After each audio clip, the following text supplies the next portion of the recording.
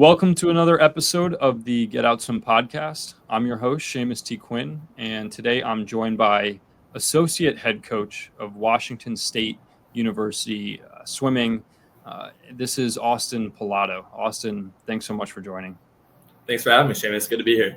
So Austin and I connected actually last year while he was still at Arizona State, and yeah, just happy to reconnect with you after I think it's been about a year.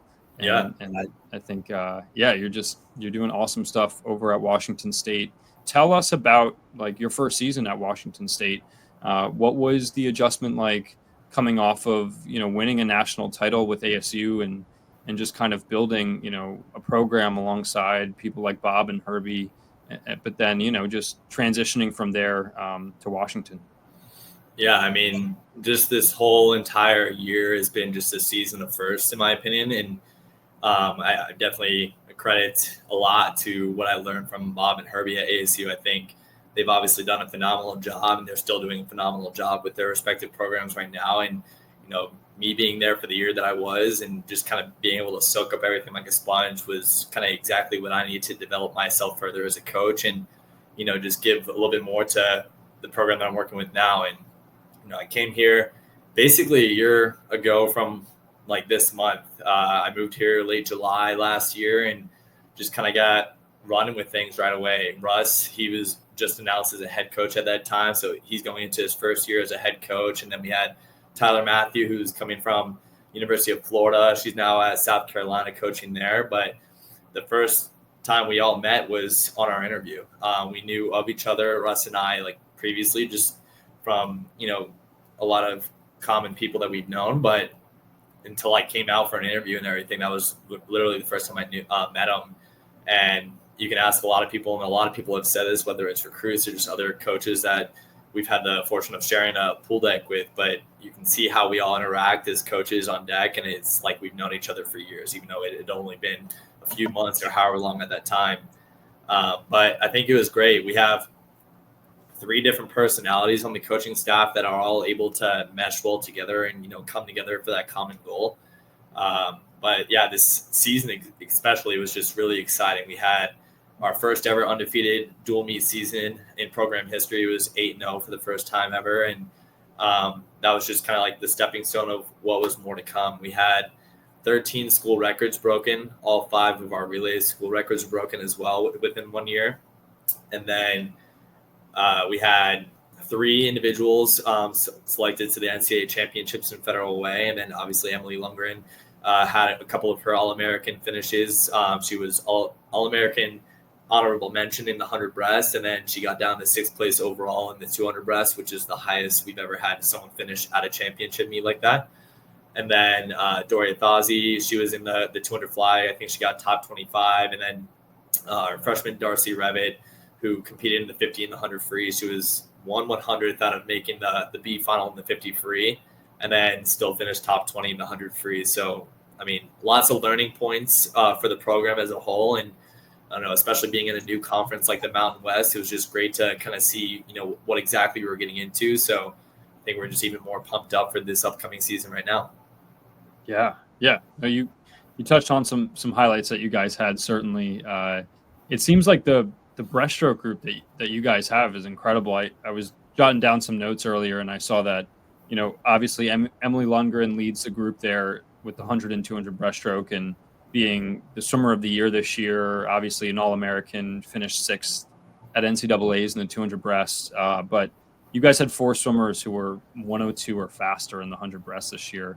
I know, the last time we spoke, I got the sense that you work with the breaststrokers, you work with sprinters. It's kind of your jam. But I guess I'm curious, how much of a hand you got in working with the breaststrokers, working with, Emily this year, and just kind of what that looked like as far as planning and programming for these breaststrokers and for these women. Yeah. So I oversee our entire sprint program as well as our breaststrokers. So I kind of did my hand into both hats. It was very similar to what I did at Penn State, just a lot more autonomy this go around. And we really thrive on being very individualized with how we go about training. It's not just looking at someone in their event saying, oh, you do the 50, 100 free up to 200 free, you're going to be in the sprint group. Like there's some people that need something a little bit different and what they physiologically respond to as far as training. And I think that's what's great about working with Russ is, he's very keen to being open to different options and different opinions and, trying to sit down with him and we're brainstorming what's going to be the best training layout for all these individuals, not just one person or the entire group. So when it came to how we kind of program for Emily for the majority of the year, she starts the first half of the week with Russ on the mid-distance side of things. And she gets a lot of her, good volume, good base within that. Does a lot of good pace work with Russ as well. And then pretty much the second half of the week, she's with me full time, where she's doing a little bit more on the sprint side of things. We worked on her fly a little bit. She ended up becoming a school record holder in the 100 fly, just randomly in a dual meet, and then kind of took off with that. And then I also worked on her freestyle training a little bit because I felt like that was going to help her IM. And then lo and behold, she's on our 200 free school relay record. So it's just been fun to kind of brainstorm different ways as far as how we go about training for her. So that was what it looked like for the majority of the year. And then pretty much a few weeks out from our Mountain West Championships and then all the way through NCAA, she was with me full time for that. So we kind of figured out, where her volume was, where she was, succeeding versus where her weaknesses are and how do we get those weaknesses to become strengths. So, for the first half of the year, she's doing that split, a nice 50-50 split, and then pretty much right into taper mode all the way throughout NCAAs, even after Mountain West. She's with me full time, just getting a little bit more specific, detailed work, and that ended up being the perfect recipe for success for her. Yeah, absolutely. And you brought up a key term that I hear a lot, which is individualization. I guess I'm curious, just going more into that, how you implement that with the coaching staff, because I've worked on a few collegiate coaching staffs, and certainly you look to individualize things, but also at the same time you're catering to groups of individuals, right? You're catering to whether it's stroke groups or distance-based groups, and obviously not having a lot of staff, or maybe an ideal number of staff to really split between all of the swimmers, unless maybe you're at like a Power 4 school that has more resources to have more coaches. So, I guess, what does that look like for you guys? How do you go about trying to, individualize things? Yeah, I think it's, being willing to try different things with different people. Everyone's going to respond to training different ways, especially on the breaststroke side of things. There's a million different ways to get from point A to point B and be just as fast. I mean, Emily thrives a lot in that 200 realm. That's her bread and butter. And, working the sprint end of things, makes her a little bit more uncomfortable. But I think that's exactly what she needs to continue climbing the ladder and be one of the top breaststrokers in the nation. So I think, you have all three coaches. We have Russ as our head coach, and then we just got Jackie Mudd, who just moved in yesterday, actually. She's going to be running our distance program. She came from the Colorado School of Mines. We're really excited about her and what she's going to do for that group and just the program in general. But everyone has a completely different way of, how they deliver practices, how they write up sets, what they're focused on. We all know exactly what each practice is going to be doing as far as what each group is doing on a certain day or a certain time. And then just being willing to kind of figure out, all right, Emily doesn't need to be doing this, but she can come down and do this with you, and she's going to get just as much out of that, or vice versa. Totally. And that's kind of the case for all the groups, not just Emily in the breaststroke side of things. It's I'll use these two examples. Like Darcy Revitt trains full time with me on the sprint side of things, and she's thrived in that 50, 100. She can go up to the 200. We tried out breaststroke with her, and that tended to be one of her better events as well. And then you have Isabel Parrish, who also does 50, 100, 200 free, but she needs a little bit more of a base and a little bit more of like just general pace work compared to that max intensity that Darcy's used to. So just being willing to, like I said, try different things, not being afraid to fail. Even during some of my practices where I have maybe 12 to 15 on the high end of days, I'm trying to write out 3 or 4 different practices based on what those people need. As long as we're hitting the same energy system, there's a lot of different ways that you can hit that energy system. Totally. Yeah. And like, give me an example of, a set, something that worked this year or that you found worked and reflected on as like, hey, that was something that that worked well for our athletes, and I want to continue to evolve that going into next year. Or and it can be an example of drills, sets, resistance-based training. You mentioned energy systems. Yeah. Anything of that sort. I mean, for my group specifically, it's very technique focused, very high in, pushing the resistance, pushing the power aspect. But obviously in sprint training, there's a million things that can go wrong or can go right. And that can dictate, how fast or slow you're going to be racing at that given time. So I think when I'm programming a certain practice, especially for the sprint group, I'm thinking in a way of, I came from a multi-sport background. I did track and field in college as well as I swam. And I also think in a strength conditioning mindset as well. So that's kind of how I'm programming a lot of my sets and, just kind of having my own flair to it. But I think there's been a lot of drills that we've worked on. My favorite for breaststroke, and I actually got this from Jason Kalnog when he was at A&M, it's the cha-cha slide where you do a one-arm fly, underwater breaststroke, and a regular breaststroke on top of the surface. And that kind of helps them incorporate their hips a little bit more. It sets their catch up, and it just finds a good rhythm for what they're doing. And, establishing that rhythm and keeping that flow within their stroke just as much as you're adding that rigorous power. You got to have a good balance of both when it comes to breaststroke. But on the flip side, for like my 50 freestylers, doing a lot of just really working on the perfect technique as much as it can, whether it's, through a drill or just low and slow. We do a lot of I call it the hesitation drill, where you're taking a stroke, you're pausing up top here, but then all of a sudden you're driving into that shoulder driven freestyle that a lot of the sprint freestylers tend to, lean towards. So that's been a big one for freestyle, but I probably utilize a lot of different forms of resistance, whether it's through the racks, through, adding max strength sets on buckets where you're hitting a certain amount of kicks and a certain amount of cycles, and your head has to get past that 10-meter mark. And as long as you're getting past, you can keep adding weight. So hopefully some of these girls are pulling close to 100 pounds, if not more, based on what they're doing. So it's not time-based at all, but they're just generating overall strength. And then they can apply it to what they're doing as far as like a pace set later the next day or something like that.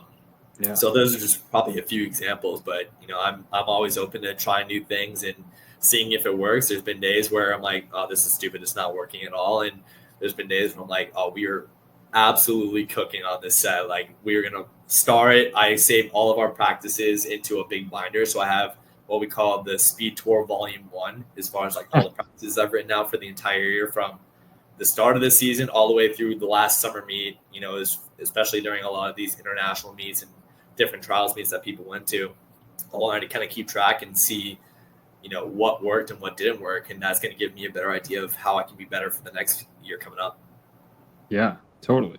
And how do you as a coach sort of structure a set when you looking at, okay, we're looking at a Monday, this might be more low aerobic, or Tuesday might be more high intensity, kind of anaerobic base. Like, how do you as a coach look at, okay, this is my framework, this is how I want to structure the set, I'm going to use drills here, but then we're going to do some resistance stuff. I guess, as a coach, I'm always curious to see how people structure things.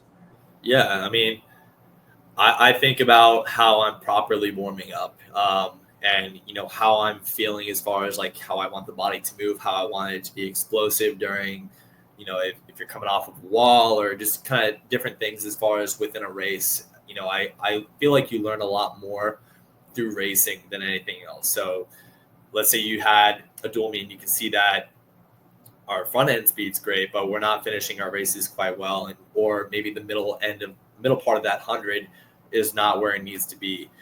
So that's kind of how I go about initially programming sets. But as I'm going through an entire practice, start off with a little bit of loosen. I usually hit the legs first and try to get them a little bit more activated. Then we go into a lot of drills and pull. And then pretty much from right there, it's just all gas, just right into the main set. And I think that's been a big difference for me too, where I remember at Penn State, I'd be writing sets where I said, I want this to be fast, and then this to also be like, as far as like the pace goes. But then I'd always get questions like, how fast is fast? And I'm like, you shouldn't be overthinking it. It's just fast. And that was something that Herbie opened up to me a lot about, where especially in the sprint realm, you have to be like all in or all out. It's max speed or obviously just low and slow. There, you can't really pace as far as sprint. There's a type of pace that you want to hit as far as times go, but the intensity has to obviously be there. So I started writing out everything as far as like a form of max speed. So it'd be like max speed with 50 details or max speed with 100 or 200 details. And obviously there's going to be times where we're doing best average and, actual pace sets for the upper groups as well. But it's more on the sprint side of things. I've gone away from just writing out, I want you to hit pace. It's as fast as you can go at that moment in time. And based on your goals, you know exactly how fast you should be going. If you're trying to go 49 and 100 free, you should be coming back in about, as far as during practices, consistently under 25s in order to make that happen. Like the faster you are ahead of that pace, the easier it is going to be hitting that pace in a meet simulation.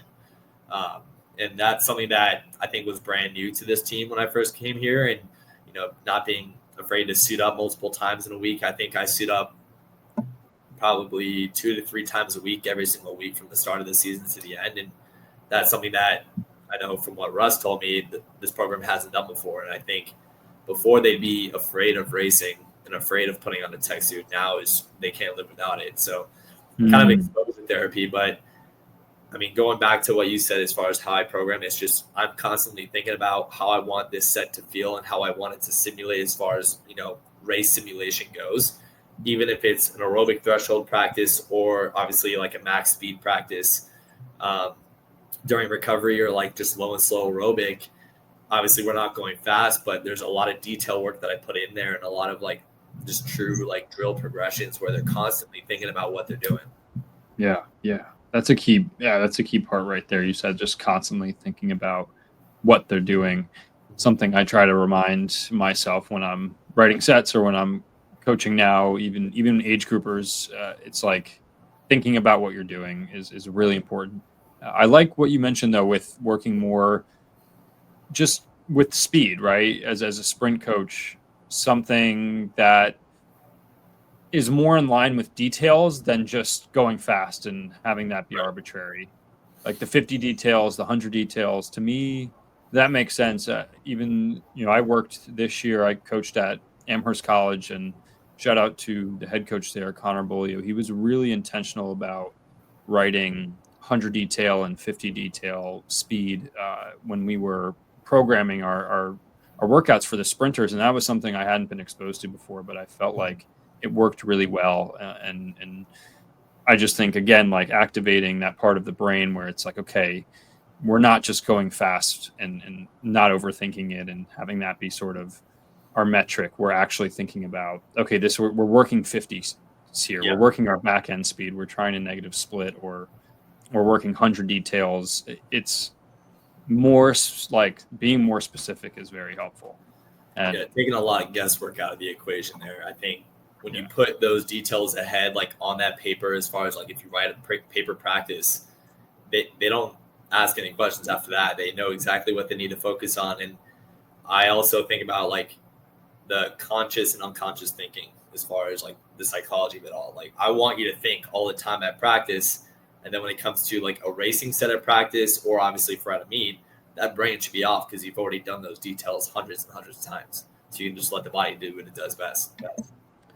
Great point. Yeah, totally. I never thought about it like that, but that makes sense too. Yeah, being conscious when you're in practice and certainly thinking and being stimulated, but then getting to the race and shutting off. Hey, I remember it was Cam McAvoy. He said, in that Olympic final for his 50 freestyle, he said, I wasn't worried because I knew I just had to be average. Like I had done this a million times. I wasn't worried about being my best. I was actually just worried about being average.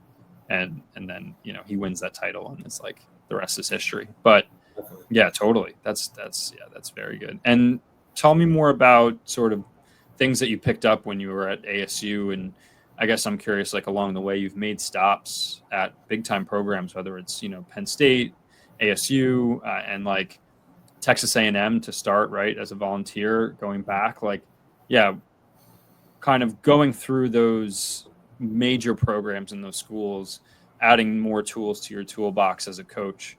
What are, some things that you've learned? And I guess, particularly with Herbie, because he's now he's known as the sprint guru, the Right. the person who's kind of like the professor behind swimming sets and whatnot. So yeah, I guess I'm curious in that regard. Yeah, I mean, I've been fortunate enough to work with some of the best coaches in the world. Starting off my collegiate coaching career with Steve Pullman, it's pretty unheard of as someone fresh out of college. But I was able to be there for 3 years and help them win 2 SEC championships within my first 2 years there, and it was just really awesome to kind of see what he's obviously known for. He's really good coach overall, but obviously a lot of his breaststrokers did really well. A lot of his IMers in that mid-distance range of every stroke did exceptionally well, and it was just cool to see that. And he allowed me to kind of rotate through. I was primarily in charge of obviously the distance girls there, but then we as coaches, we would rotate through, and I think that allowed me to get a deeper dive into how do the sprinters work, how do the mid-distance girls work in distance, and just kind of seeing every end from the spectrum there. And then obviously going to Saginaw Valley and just being able to work with the co-ed program for the first time. And then again at Penn State with Tim Murphy, and obviously at ASU with Bob and Herbie. It's been really cool to see, just very unique styles across every single program I've been at, where obviously there's things that work and there's things that don't work. And just seeing about how every coach carries himself on a pool deck, how they give out the set, how that set is going to be best received by their athletes. And then obviously not just the science of it all, but just the psychology that also goes into it. There's a lot that goes hand in hand as far as creating a much more well-rounded student athlete, and obviously just a better human being as far as who you're coaching. So it's been really cool for me to obviously just be more of a sponge and kind of see what I like, what I don't like, what I feel like could be better. And every coach is going to have their opinions on whatever it is, but not being afraid to try your own thing, especially when you have the opportunity like I do now at WSU, where Russ has been really fortunate to just give me full autonomy for my group. And, I'll ask him questions every now and then. He'll ask me questions, and I think it's coming from a place where we're trying to learn from one another. But it's been really cool to see, just from gathering everything I've learned from all these coaches and then apply it to my own style and just seeing that style grow. I mean, Bob and Herbie are both very stoic human beings in how they carry themselves on the pool deck. They're always very calm and collected. They do get animated when things are going pretty well. But I've always been impressed with how just calm and collected they are, especially if, stuff's hitting the fan. I think it's been really impressive to see just how they're able to kind of keep control of what they can control. And then, showing that they're still calm and collected, the athletes are picking up on that. If you're showing up that you're stressed at a meet, chances are your swimmer is going to be 10 times more stressed. So that's something that I've been, taking account of myself is I never let any of my athletes see if I'm nervous. And I'm probably heart's racing. If anyone knows me, I'm very animated on the pool deck. My heart's racing and pounding. And it's pretty funny. When I used to wear a whoop, it would just tell me that an activity was recorded. I'm just watching my swimmers. But, just finding a way to be all calm, collected, and be the easygoing guy on the staff, and being that person where the swimmers can come talk to me if they need to calm down a little bit before their race. That's something that I always want to be for them. And I think now taking in all the stuff that I've learned as far as the science of it all and just how I apply and how I go into writing a set, just learning from what I learned at A&M and at ASU especially, and then coming up with my own, style where I focus a lot on the mental aspect of what they're doing. Obviously, I know the science and, know when to give them a certain set versus not to give them a certain set, but I always want them thinking about what it is as far as those small details are. And then my goal for them at the end of the year is to be the most confident person on the blocks at the end of the season, because they know they've done that race thousands of times at that point. So it's been pretty cool just to kind of pick and choose what I like versus what I don't like, as far as from each coach I've, been mentored under, and now just kind of testing out my own theories. And there's obviously been a lot of good things that have happened, but there's also been some things that I know that I can improve on to make sure that we have the best team ready for at the end of the season. Yeah, totally. And I guess something you have mentioned now several times, and I feel like it's important to touch on, the psychology part of, coaching and working with the athletes. Obviously, there's a lot of swim science that goes behind writing sets and programming and knowing when to work different energy systems. But the psychology aspect is also really important, tapping into the mental performance of our athletes as coaches. And so tell me kind of how your approach is with that, just as a coach and working with your athletes, getting to know them. Like, what is sort of your style, what is unique to Austin as far as what you feel like you bring to the table as a coach and as someone that your athletes see every day, and touching on some of those characteristics that you saw at Bob and Herbie. To expand more on that.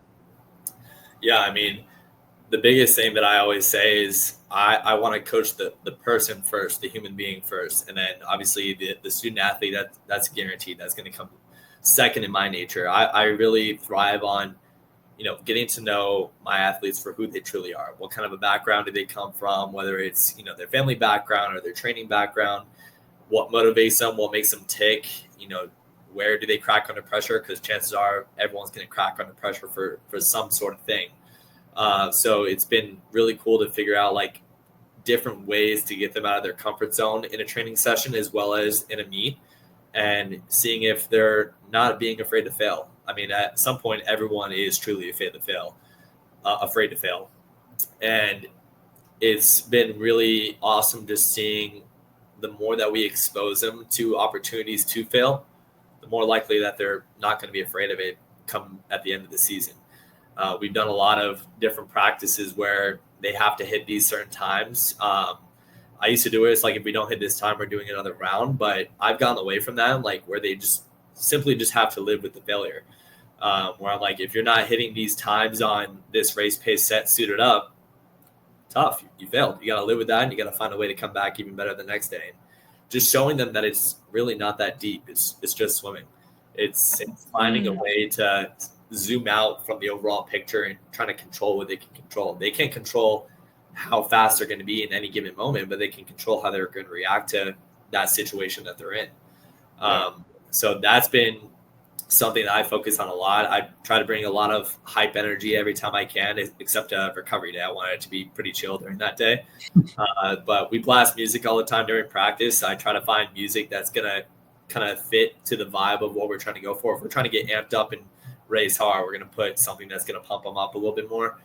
The one thing I don't do is country. Addie Lewis would probably kill me for saying that, but she's my rising junior sprinter right now, but she loves country. I'll play her one country song, and then we go back to whatever we're listening to just to help her out a little bit. But yeah, just trying to find ways where they can come on deck and be present with what they're doing. They can, find a way to be happy, even if they're having just the absolute worst day outside the pool. But when you're in that pool deck, that's your safe space, and you want them to be fully present with what they're doing and, enjoy the grind as much as, the next person does. But I think a big thing that I did a lot this year was a lot of visualization work and a lot of relaxation stuff. So I did for quite a few of the meets, a lot of the girls would have me do what I call tension release, where you're laying on the floor, you're focusing on your breathing all through your nose, and I'll yell out a certain body part that I want them to like just tense up and flex as hard as they can. And they're feeling that tension build up. And then I'll say release, and then they just let out the deepest breath, and they feel themselves kind of sinking more and more into the floor. And that allows them to let go of that built up tension, that kind of anxious feeling, and they can be a little bit more relaxed before they hop into the water for warm up. I've done stuff like that. And then another one is just visualization with positive self-talk and just finding different ways to get them to see what it is that they're doing. A pretty cool example of this was actually with Darcy. She would take my stopwatch, go lay down on a spot on the pool deck after practice, and then she'd spend like anywhere between 10 to 15 minutes, just visualizing a certain race. So if she had a 50 free, she actually was freakishly good at this, where she would stop the watch and it would be anywhere between 21.5 to 21.9. And she ends up going 21.8 this past year in her freshman year. Wow. That was really cool. I've never actually been able to do that myself, and I've never seen really any other athlete do that as consistently as her, but she would do that. She actually started off the year being afraid to write down her goals. We'd have these goal meeting sessions in the beginning of the year, and I actually set her back 3 or 4 times because she never wrote down something, or she wrote down something that, in my opinion, was a little too easy for her. I like to have my athletes write down something that honestly scares them a little bit, because I know that means that they care about what it is they're doing, but it's not impossible by any means. So she was, obviously very afraid of writing down those goals and verbalizing those goals, even though I know she wanted to be on that school record board and be at NCAAs and be on her national team for Great Britain. And, a couple weeks before Mountain West, she wrote down this note, and she actually sent it to me after the season because I had no idea that she did this. She wrote down kind of like these self-affirmations. She goes, I am speed, I am strong, I will be a conference champion, and I will go 21-9 and 48.06 is what she specifically wrote down for her goals. And this is about 2 weeks before conference championships are our Mountain West championships. And this year she beat both of those by 1/100th. She went 21.89 in the 50 free, went 21.90 at NCAAs, and then at NCAAs she broke her school record and went 48.05.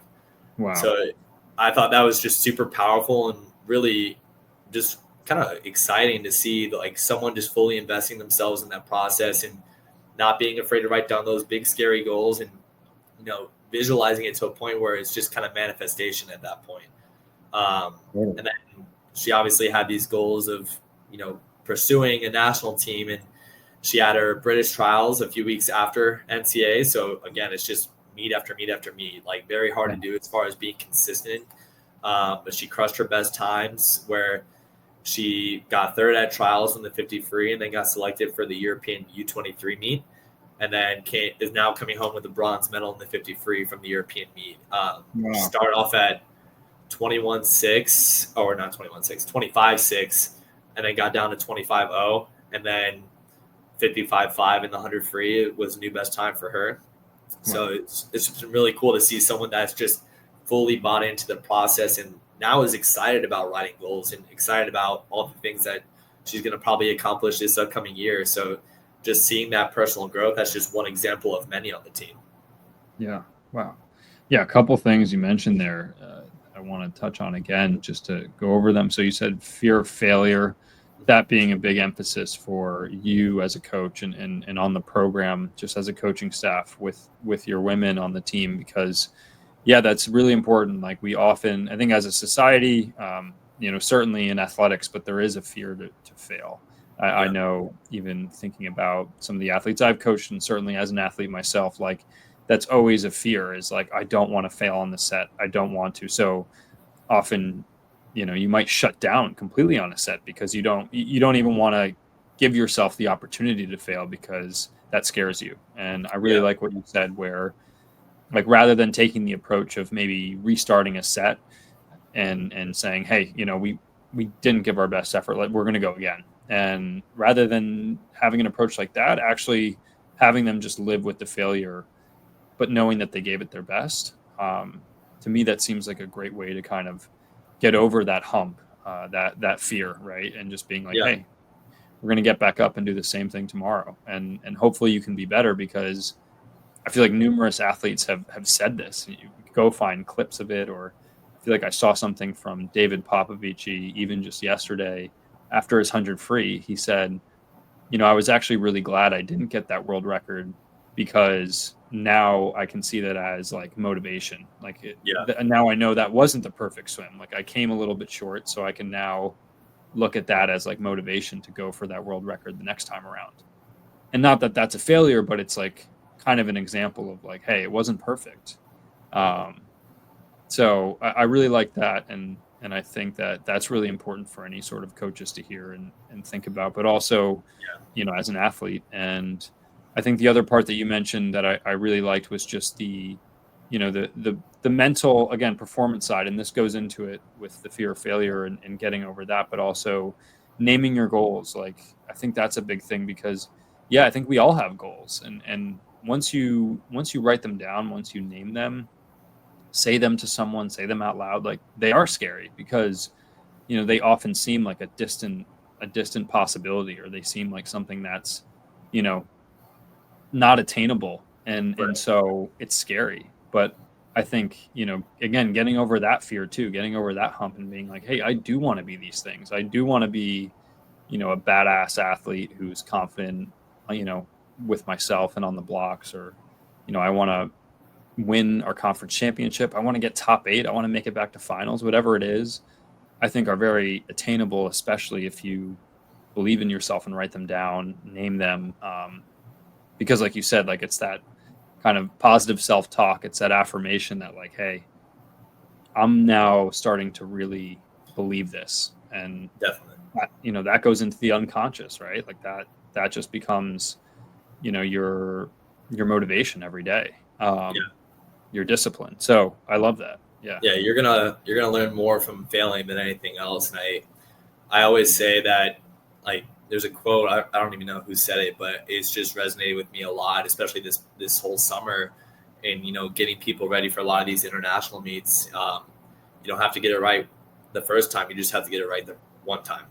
And then everything's going to be taken care of itself. I mean, I often have the mentality whenever I go lift and I'm putting a heavy weight on the bar, it's like, screw it. If I die, I die. Like, obviously I'm not going to go above and beyond where I'm going to kill myself on the lift, but just not having the fear of letting something control me when I have control of everything that I'm doing. And, even if I fail a lift, I still have a roof over my head. I still have people that love me every single day. And, I'm still living my life. So really I didn't fail. It's just a prolonged win. Yeah. Oh, great point. That was something I always thought about too, in sort of the high performance athletic setting is, hey, yeah, if I fail or if this doesn't go according to plan, I know I still have people in my corner. I know I still have people who love me, and, the world's not going to end. Like, we'll move on. I feel like that can sometimes be helpful as a reframe, right? And sort of what you just brought up too with your lifting, and certainly, yeah. So I want to pivot a little bit, just going back to kind of your time as an athlete, and maybe some of this stuff will surface too with how you thought about racing and kind of going through your own journey. But yeah, tell us your story, man. Like, what kind of led you into swimming, and then eventually what led you to become a coach? Yeah. Let's see. Well, I was a multi-sport athlete pretty much my entire life. I played just about anything on land, and baseball was my main sport for a majority of my life, pretty much up until my sophomore year. So my best position was a pitcher, and I got pretty good. I think I topped out at 87 my sophomore year. And I had a history teacher my 8th grade year, and she was trying really hard to get me to join the swim team, but more specifically diving. I was like, sure, I'll give it a try. I'm a bit of a yes man. So I tried diving, way too many backflops. I am just not built for that sport. And then over time, I was developing a knee injury called Auschwitz-Schlatter in my left knee, and it's basically just a growing injury that you get, but like you overcome it at some point. And the doctors told me that swimming would actually be better for me than obviously diving. So I would join the swim team just for like different seasons. I was never like year round, and I really just used it as a way to stay in shape for baseball. And that's actually why my pitching speed got faster, was because of swimming. I just developed a lot more just mobility and a lot more strength with what I was doing on the mound. And at some point I was just liking the environment of swimming a lot more than the people I was with baseball. I mean, I love the sport and I respect the sport of baseball, like holistically. But I just truly enjoyed the people I was with and the environment that I was in when it came to swimming. So I was just like, I want to give this a shot. I think if I really just put my head down, I can, earn a scholarship in college, and, it doesn't matter what level it is, just, have that opportunity to swim in college. So I pretty much started focusing on swimming going into my junior year. I just completely cold turkey dropped baseball, which probably pissed off some of the coaches a little bit, but ended up being a great decision for me. And then I was fortunate enough to get an opportunity at Davis and Elkins College, which is a D2 school in West Virginia. Swam all 4 years there. I was primarily distance, but I would do at D2, they also had the 1,000 free individually. So I would do the 500 free, 1,000 mile individually, and then I would be sprinting on every single relay. So every championship meet, I'm putting in like 3,000 total hours of racing. So at one point I had the school record for like the 100 free, 200, 500,000 mile, 4M at one point. All those are gone. Like, thank God they're not really that fast in my opinion. And I remember going into my junior year of college, we had a cross country team, but they actually just started track and field addition to that. And the coach was like, why don't you all come out? Swimmers make great runners. I'm like, you clearly don't know anything about swimming, but sure. And then when I was completely done with swimming, like completely done with the sport, then I'll come over. And me and a few guys on the team actually joined track and field. And I think two of our other guys joined lacrosse.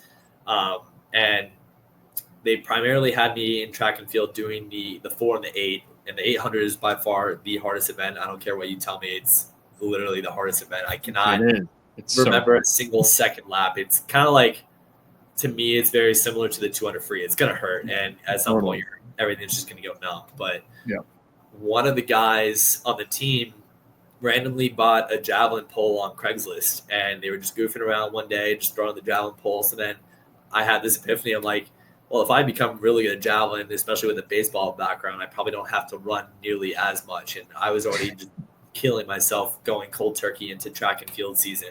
Like knees are shot, everything just hurts. So then I basically taught myself how to throw javelin. I looked up a lot of stuff on YouTube. I came up with my own dry land activities that would resemble what I need to do for javelin, and ended up being a conference finalist. And that's my only school record right now is javelin out of everything. Wow. Swimming and track and field, like that still holds to this day, thankfully. And I just always had this philosophy. It's like, if you're going to try something, you might as well give it your all and try to be great at it. So that's kind of my theory as far as how I got into those sports. But then same thing with coaching. It's like, if I'm going to do this, I want to be the best coach that I could possibly be. I'm not here to compare myself to others. It's just seeing how good of a coach I can be and learn from all the great coaches that I've had as an athlete, and even the coaches I worked for as an assistant coach at one point. Just, taking it all in and just trying to run with my own thing. And I worked at a bunch of swim camps throughout the summer of my senior year, and then especially after I graduated, and then worked at the Texas A&M camp and had a great time there, and learned a lot from that camp as well. And then I came home that summer and I was just trying to figure out what's next. I was applying to every job that I could possibly apply to, and my backup plan, because I was still kind of thinking about it, I actually almost submitted an application to become a Navy SEAL and go through training and stuff like that. And randomly got a text one day from Jason Kallenbach at A&M, and it just said, yo. And I was like, yo, what's up? And he's like, there's a position with the women's team that opened up if I want it. And then Tanika Jamison, who was the associate head coach at the time, who's now the head coach at Houston, called me and, gave me the rundown of the position. And then later that summer, I packed up everything and just went for it. And that's kind of all history there. Wow. That's amazing. So javelin, hold on a sec. So that's so sick. So you taught yourself javelin to get away from all the running. Yeah. And so at that point you were like, you joined the track team without really having a track background, obviously being an athlete, but you were like, I want to stay on the track team. I want to stick with this. I just want to figure out a way where I don't have to like pound myself into the ground running these 800s and whatnot. So let me just pick up javelin. Basically, I was pretty solid at running, especially not ever having a track and field background. Like my 400 was pretty solid. My 800 was getting better at every meet that I ran it at. It was just, the practices were so grueling. It was like cross country style practices. My very first practice was, I think it was like a 45 minutes to an hour, just long run in the backwoods of West Virginia. I'm just trying to keep up so I don't get lost and kidnapped at some point. And I think we recorded like 7 miles, and I'm running at like a sub 6:30 pace, which is like unheard of for anyone just like all of a sudden going into it. But I used to do a lot of running as a pitcher. So I was like, it kind of carried over as far as like my background with that. It's just, all the years of swimming only, you don't have the bone density to be able to withstand all that impact on the ground as far as running goes. So I I'm not a quitter. If I say that I'm going to join a team, I'm going to do it. I'm going to try to help that team to be the best possible team out there, regardless of where we're at. And, if that was through javelin, I was going to be the best javelin thrower I could be for that team. That's amazing. I love that story. Yeah, that's like, how cool is that? Just like you said, sticking with your word, saying, hey, I'm going to help this team out. I'm going to, put my 100% into it. And, and now you're still a record holder for javelin. That's it's pretty much a record holder to be honest. That's amazing. And and have just amassed this like lifeline of coaching and being around great people and great programs. So definitely something to be like just proud of, at least from the outside looking in, right?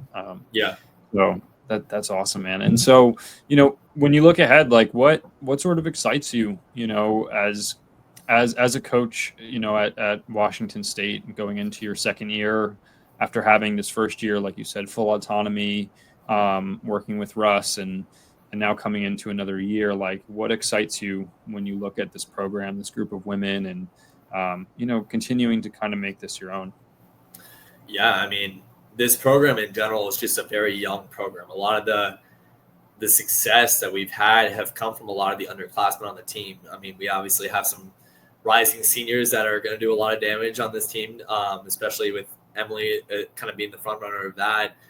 But a lot of the pure talent that we have on the team is in our upcoming freshman class or sophomore and junior class. Like, it's just the most even that we've ever had as far as like the depth of the team.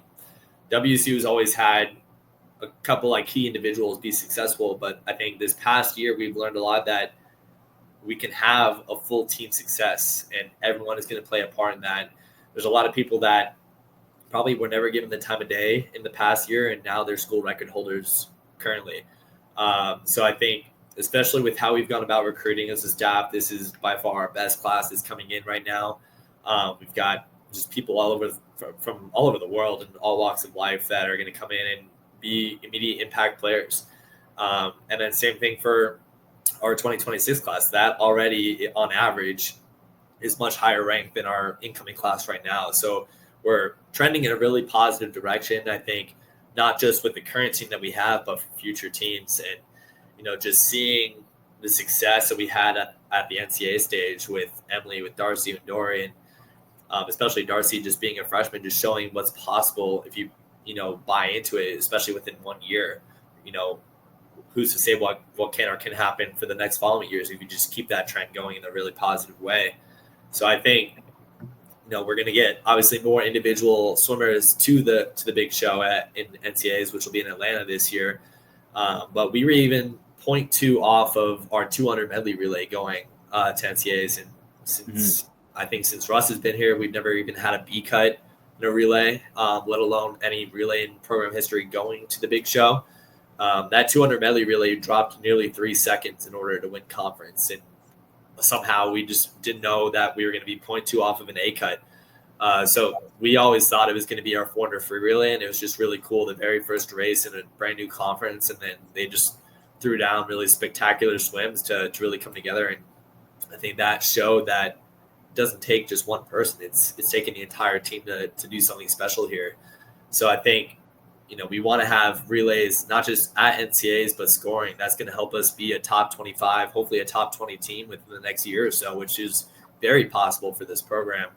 But I know that the big goal and, something that we're trying to help Russ achieve is winning a conference championship here for this program. It's never been done before. I think this year and the next coming year is going to be our best shot of doing so.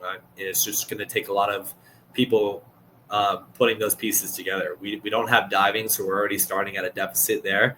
But I think we've won dual meets without diving. We could definitely win a conference championship meet. I mean, and ASU did the same thing at NCAAs, and we didn't have a single diver at NCAAs. We still won an NCAA championship there. So we can do the same thing here with this program. It's just going to take a lot of pieces to go in our direction. And it's really going to come down to who wants it more. So it's just kind of feeding the hunger with these athletes. And on the flip side of that, we want to continue having good representation on the international stage. We had Darcy on Great Britain for the European U23 meet. Ariel Wang represented Taiwan at World University Games this summer. Then we also have Vivianette, who's coming in as a freshman. She was a European junior bronze medalist in the 10K for Hungary.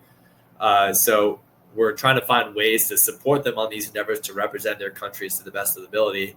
And a big goal that we've been saying is we will have someone at the 2028 games, and it's just not a matter of who, it's a matter of how many. So I think there's a lot of people on this current team and the future teams that are coming in that have a very realistic shot of doing so. And that's something that we as a coaching staff have already been talking about since day one of being here. So that's something that we want to achieve within WSU. And, we're really excited to hopefully make those dreams become a reality. Yeah. Well, it seems like you guys are building, something exciting there. And certainly, again, with like a fresh kind of coaching staff and just getting people in the door like yourself who are excited to really make something of this opportunity is an exciting thing. So, it sounds like a great spot to be in. And so you guys, correct me right if I'm wrong here, you guys are in the Mountain West Conference? Yes. So we're in the Mountain West for one more year. And then the fall of 2026, we'll be back in the new Pac-12 that's established. Okay. Understand. Okay. So, because I remember Washington State always being, kind of a Pac-12 school. And then obviously with that sort of getting disbanded and teams moving around, initially I thought you guys might be in a Power 4, but then, so one more year in the Mountain West and then back to, is that sort of the plan? I actually don't even know. Is it going to be another Pac-12? It'll be Pac-12. So I know there's still talks about other programs coming into the conference. Right now, it's as far as swimming goes, it's us, San Diego State, Fresno State, and Colorado State. So right now, just 4 swim-only schools. But if things trend the way that we think, as far as like the new NCAA rules, where if you're a conference champion in your event, and as long as you have within those top 80 times, then you get to go to NCAA. So now, especially in a conference like us, you just up your odds. It's a 1 in 4 shot, basically, as far as within all those programs of you making NCAAs as a conference champion, if that's the direction that they're going to go as far as what they're voting on. So I think that'll probably benefit us a lot more than we ever thought it would. Totally. Yeah. Well, that's awesome. It's new information for me too. So very cool. Well, good, Austin. Well, I'm going to wrap up with this final question, apropos for the podcast, the name of the podcast, but are you a fan of a Get Out Swim? And if so, do you have a favorite Get Out Swim story? Yeah, I mean, there's always a time and a place. I haven't done it too much here. The one that there's probably a couple examples I can use, but the one that like just completely shocked me was at ASU. I remember you've got the long course pool, then you got the short pool in the background, and Bob's group was practicing in that short pool. And it's just notoriously a slow pool. Like we had like the short course or short pool records basically for what you did in that pool. But I remember Leon and Reagan Smith both did a Get Out Swim, and they had to do 100 fast from a push where Reagan went fly and then Leon went breaststroke. And I was just so taken back. Reagan went, I think, a 51 mid or high and 100 fly from a push in a practice suit. And then Leon was like a 52 in the 100 breast from a push in a very, very shallow pool. So I think that was probably like the most shocking Get Out Swim. We do something different here. We've done it a few times on like certain Saturdays when we suit up, but it's kind of like an accountability test. So it's not a traditional Get Out Swim, but we have all these events that we want you to swim. So you can be done as soon as one event, or you can be swimming for hours on end as far as what those events are. But we have certain times that we want you to hit. So if you hit a season best time, that's a certain amount of points. If you hit a lifetime best, certain amount of points. If you hit a school record or a championship record, like any of those things, we put all those into account. So basically, once you hit 10 points, you're done with practice. You can be done with practice within one event if you break a school record, basically. Or if you're struggling to get all your points and someone else is done with their points, they can swim those events and rack up points and then donate those points to the person that's struggling. So it's pretty cool to see like the team aspect involved with that. Whereas I've seen school records get broken at practice and they're done within the very first swim that they do, but then they just continue to step up for someone that needs a couple more points because they're not, they're just not hitting it that day. So that's something that we've done probably like 3 or 4 times this year. And it's just been really cool to see where it's you keep raising the standard. And again, it's like you're setting them up for failure, but it's okay to fail. But they just keep raising the bar as far as how they're coming, as far as being ready, being able to control that scenario as much as they can. And I think that just really showed how close the team has gone as far as like, it's not just one person that's going to make a difference. It's the entire team if we really put it together. Yeah.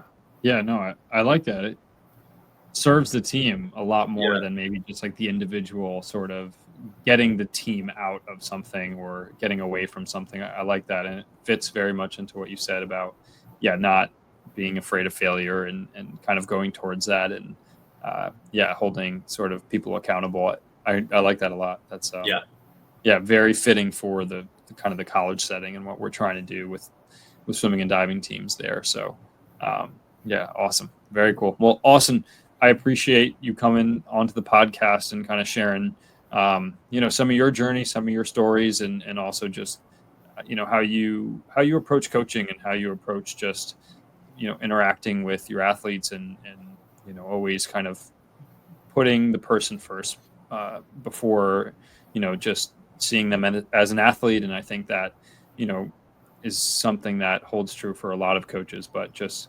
continuing to kind of vocalize that I think is important. And then obviously, going all in and being the best coach you can be. I think that's another key takeaway is like, that's something that people can always do is name their goals, what matters to you, what gets you fired up, what excites you in life, and, put your all towards that. And I think that's a great message as well. So good. Well, if there's anything you want to add, now's the time. But other than that, it's been great. It's been a lot of fun just hopping on this podcast with you. I definitely enjoyed it and, appreciate the opportunity, but thank you and go Cougs. Go Cougs. Awesome.